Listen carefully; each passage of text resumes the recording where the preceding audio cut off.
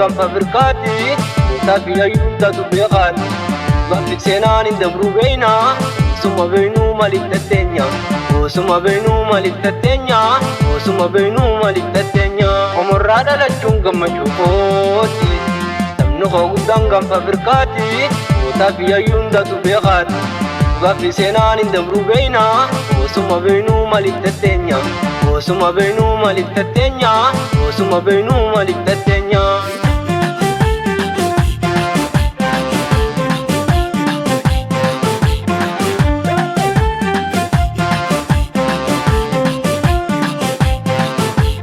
Yalmaan Oromoo kana labbeessa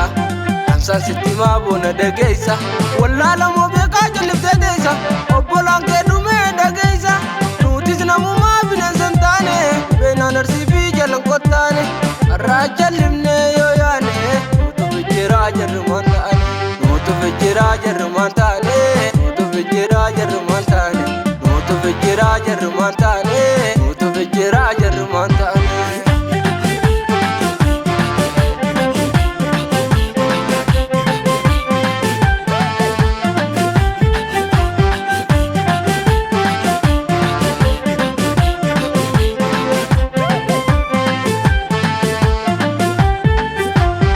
Akabal manna kanya ratuna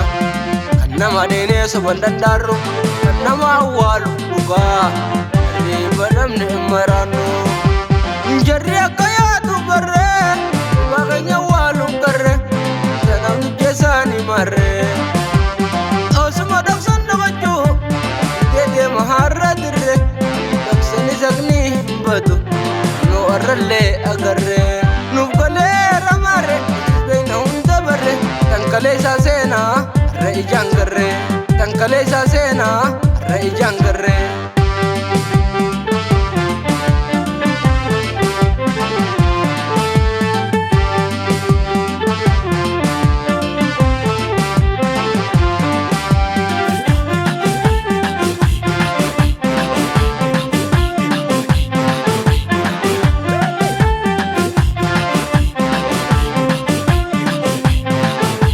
Omorraa dhalachuun gammachuu kooti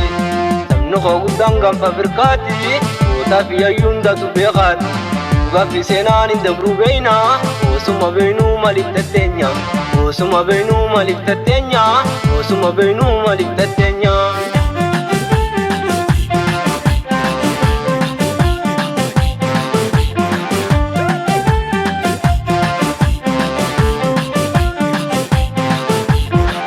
Falmanne dhumne dhabamna Yoo injifannes bilisa baana Hanga yoom namaaf gabroomne Nama hanqanne saaree taana Yoo nuti jimnee gamta wal taane Hidhanne muddii lafatti kaane Yoo falmanne jabaanne jaalo